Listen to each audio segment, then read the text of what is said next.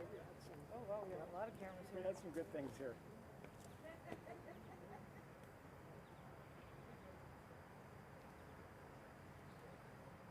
Go ahead, Harry. And it didn't fly off.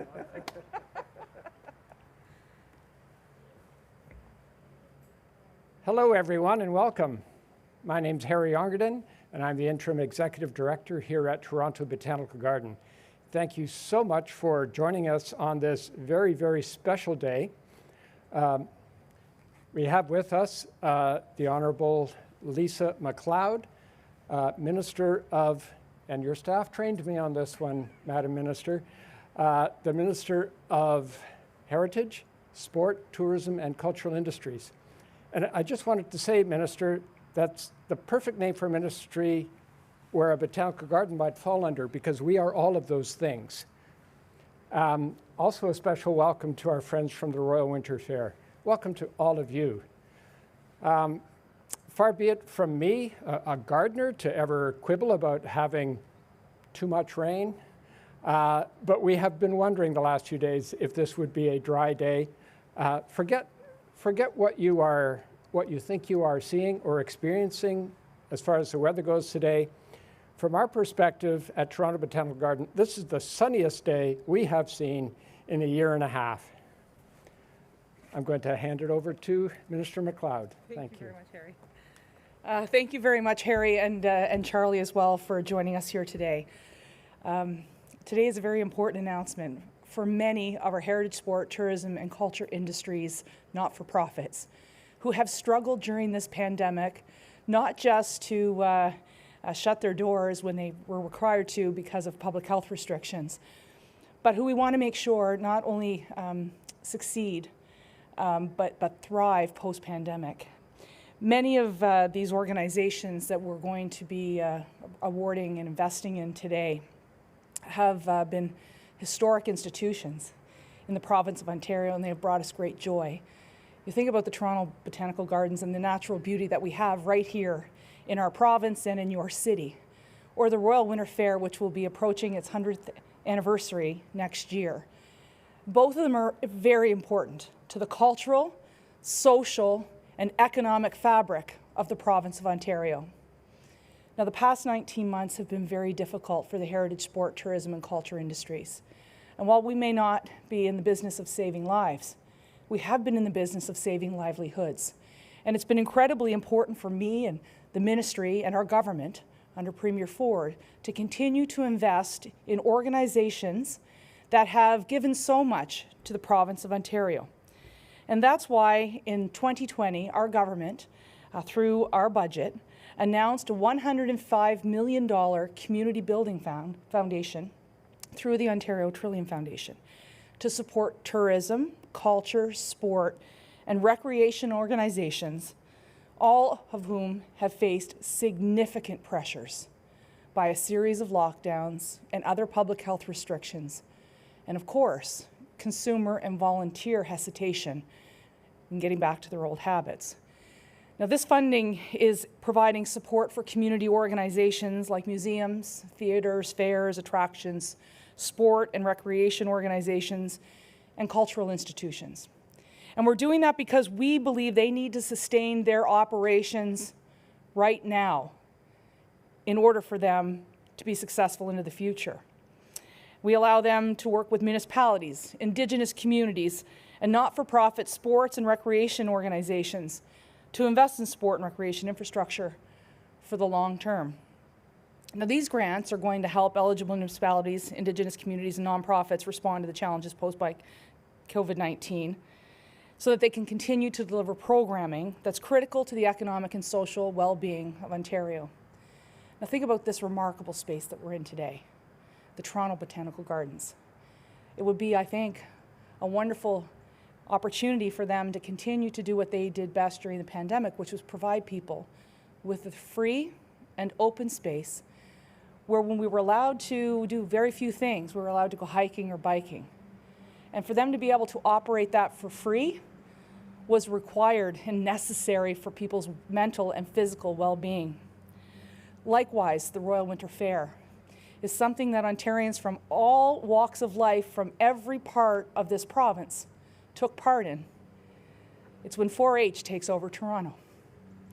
And we really want to make sure that these iconic institutions that benefit our society not only survive but thrive. And that's why this ministry is committed to working with all of our partners in heritage sport, tourism, and culture industries to make sure that they are able to continue to drive an economic impact of $75 billion. And I think that's important, that people recognize the suite of sectors that were hardest hit and will take the longest to recover in our economy.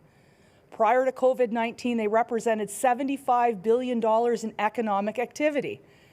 Now, sometimes you don't think about that when you're thinking about the Royal Winter Fair or the Botanical Gardens here in Toronto, or the Boys and Girls Club in Ottawa, or the arts leagues across the province.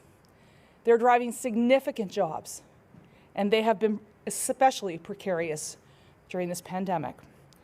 And when you think about $75 billion, I want to leave you with this. That's larger than the GDP of Manitoba and larger than mining, agriculture, and forestry put together in the province of Ontario. That's significant.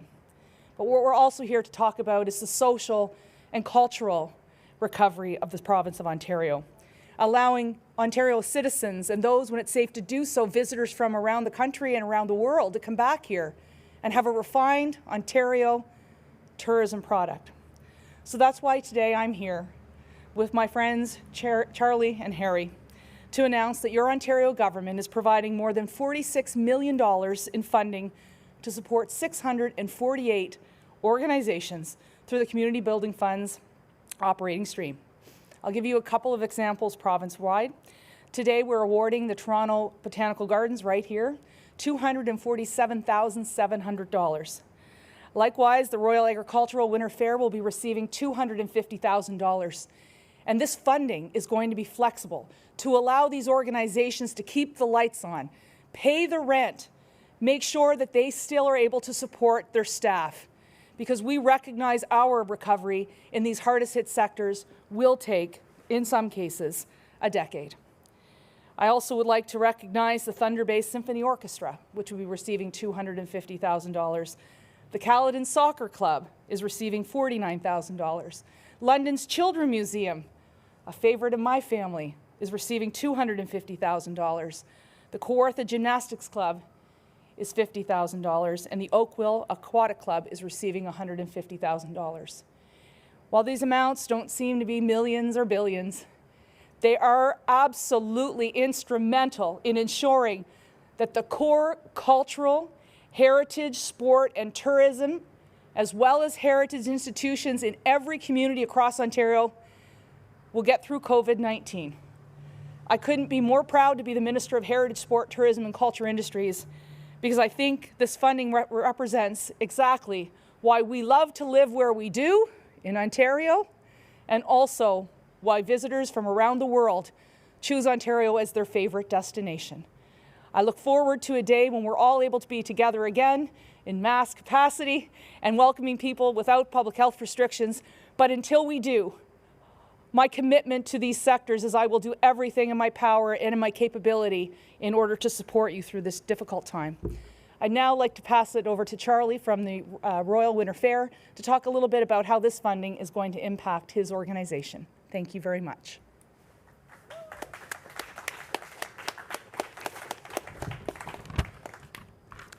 Thank you, Minister. As champion of heritage, sport, tourism, and culture, especially during these unprecedented times, your support, ongoing communication, and efforts to have your boots on the ground across this province has been very much appreciated. Your strength of conviction for our events, festivals, cultural and heritage institutions, tourism destinations, sports and recreation sectors, and community arts programs has provided a consistent beacon of hope. These have been extraordinary times for all of us. The ability to maintain our core deliverables has been challenged like we've never experienced before. While we continue to search for new and innovative means to reach our core constituents throughout the year, it's programs like the Ontario Trillium Foundation Community Building Fund that enable us to do so with momentum. For this, we are truly appreciative as the Royal develops and executes our programs to the benefit of farmers, teachers, students, parents, and children throughout the province of Ontario. In November 2022, the Royal Agricultural Winter Fair celebrates our 100th anniversary. There's no better way for us to celebrate this enormous achievement than to deliver an exceptional experience for all those who attend, compete, and exhibit at the Royal. To pull this momentous celebration together requires a substantial investment in a talented core staff, technology, and operating overhead. It simply doesn't happen overnight. As a proud recipient of the Ontario Trillium Foundation Community Fund, we now have the support and confidence to dedicate our efforts to ensure that when people come from around the world, across the country, or throughout the province of Ontario to the 100th anniversary of the Royal Agricultural Winter Fair, they will be in awe of all they can see, taste, learn, and experience. We thank you very much for your support. Harry?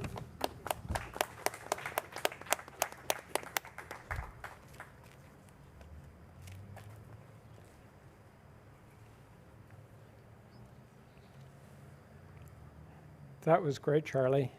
I echo so many of the phrases, the words that you used. And Minister, you kind of used all the arguments in my speech, so I have very little left to say except thank you. Truly, you understand how important this is to our community, to the health of our community, and that is both physical and mental health. Experience of nature is good for people. We've been saying that here for some 60 years at Toronto Botanical Garden. And it's a truism that's never been more obvious than right now, never more obvious than the last year and a half. Minister, we thank you so much for the support of your government through the Community Building Fund for Toronto Botanical Garden and our mission. Our mission here is to provide nature-based education. It's to provide superlative horticultural experience. It's to introduce people to biodiversity, conservation, sustainability, all those things that will build a stronger society going forward. So we thank you for your support, for your government support, of course. I like that this fund is called the Community Building Fund. We always refer to ourselves as a community. A botanical garden takes a lot more than, well, I'll name some of the elements in our community. We have a board that thanks you, staff, visitors, of course, members, volunteers. We have some 2,200 members here and 500 volunteers. All of us are deeply grateful to you and your government. And I don't know, the Community Building Fund is a very exciting grant to have received because, as you said, Madam Minister, it doesn't have some of the restrictions that grants can have. You recognize that we, through all elements of our organization, have been dealing with a loss of revenues through no one's fault, except, well, here we are. Again, the fact that we exist to provide comfort, sanctuary, and relief to the visitors, our members, and the visitors from far and wide, some 250,000 per year if we were at normal tourism numbers, normal visitor numbers. The fact that we provide that is really, it's at the core of what we're all about. And we wouldn't be smiling on the sunniest day in the last year and a half, but for that support. Thank you again.